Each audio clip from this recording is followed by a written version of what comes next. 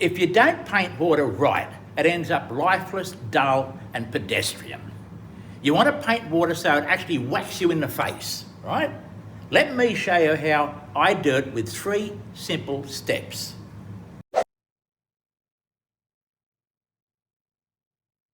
Well, here we go, folks, and there's a grab from what you're going to see in a moment. You can see the energy in those strokes. You can see that I'm not holding back. I'm just letting that brush dance its way across the canvas wherever it seems to want to go. So where did I start? I started with 2 American Indians on horseback pushing their way across a stream. You can see the background there is a nice little landscape with a cliff face behind there and some conifer trees. But what do I start off with? I create a spray that's behind the riders, where they've come from, what's happened behind them first. We don't want to get involved in the front yet. That's got to come later, and that's got to be really well done. But let's see where they're coming from. We've got light from the top left-hand side, about 11 o'clock, and it's crashing its way across. We've got some reflections going in now. We're looking for the reflections of the horse and that water above the horse, behind the horse. It's going to be repeated in the water in front.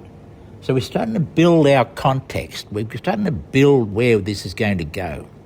It looks complex, but it's actually built from a few deliberate decisions. Decisions on where it's got to come from, on where it's going to go, and on how that water behaves as things move through it. So the first step in this is to just put the colour, it's a light blue, it's a soft blue, behind the main actors. And then put some reflections in the front that replicates that sense of movement behind the horses and the riders. So that's what we're building so far. So we've got a disturbed water in the front. We're showing that the water's, as I mentioned before, water's not a pedestrian thing. Water takes on its own sort of behaviour depending on what's passing through it. But like building a house, though, you must have a strong foundation. So I've built a strong foundation under these horses. There's deep darks in there. There's solid blues, almost blacks, and that anchors the horses into that water body. And I take that dark of the horses and I drive that down through the water to the front, and that anchors those 2 moving horses directly into that water body. So we've got some strong foundation there to build on. So we're looking at impact and the effect of impact, the effect of something moving, pushing its way through water. And I'm still working way behind, looking at how that spray sort of sprays out, away from those moving bodies. It flicks up into the air, and as it rises in the air, some fall, some just evaporate. There's minute particles up there held in suspension. So we're trying to get that effect by just dancing that brush around. Don't try and deliberately create a veil. Just let it be spontaneous. Let the brush sort of dance and fool around it at the behind there. As if you've seen this in your life. You've seen what happens. Notice that nice blue over there.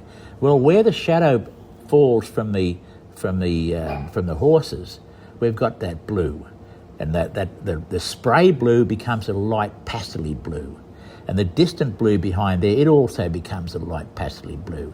So the second step now, I'm going back in to reinforce and to recapture the strength of those colours, because in the first pass, I said I sort of got it right, and now I want to go back in and make that decision a bit stronger. You don't try to paint every splash. You just paint what you think is happening there. It's not about deliberately examining water. Water has an effect on our brain when we look at it, right? It's a source of energy. It's energy exercising itself in the air, and it's coming from the movement of those horses. So I'm still fiddling around, creating where the horses are in the water body, playing with the back behind there, playing with the water as it sprays up and sits in the air and sort of holds itself in a very thin veil up there. And that's what it is.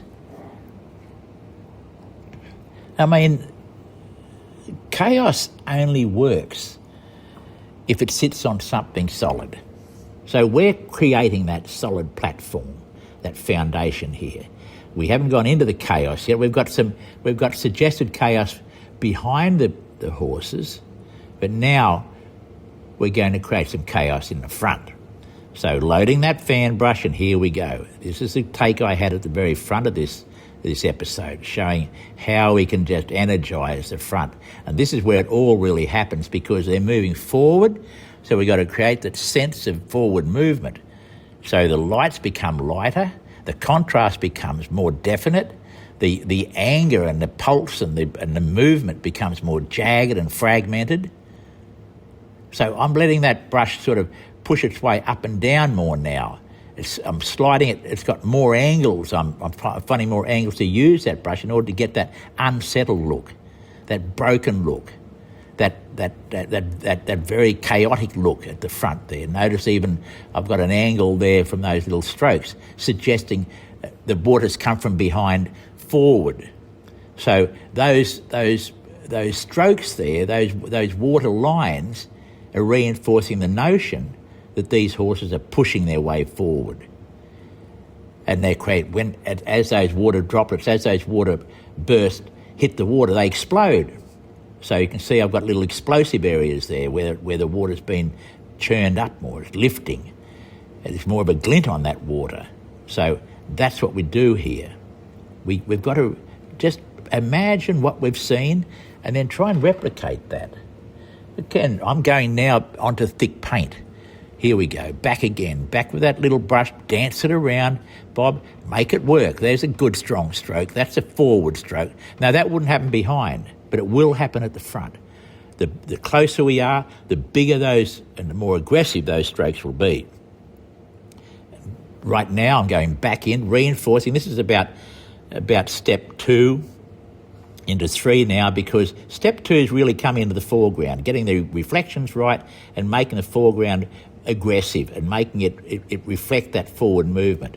And then the step 3, the last step, is really reinforcing that movement by putting dots where the water droplets will be, by filling in those blank areas and making the dark mean something, making the water mean something. It's all about energy. It's all about making it work. And we can. So we suggest what's going on. We suggest. It's all about suggest. And that's what Impressionist painting is. That's how I paint. I don't labour over something. I let sort of instinct take over. Just that little liner brush now to create those dots. And of course behind we just need some flicks of light there as the sunlight picks up some of those orphan drops of water floating around in the air. So they're very small, some of them. Some are just a light blue, some are white. Of course the sun does that magic. Now we need to make those heads a little bit. The Indians got lost in all the busyness down there a little bit, so decided to put some very strong feathers on them.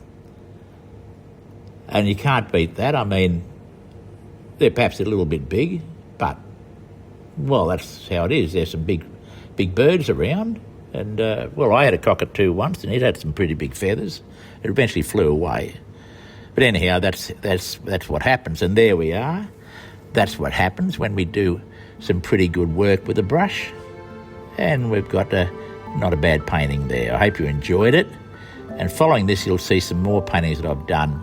You might want to enjoy those as well. Happy painting.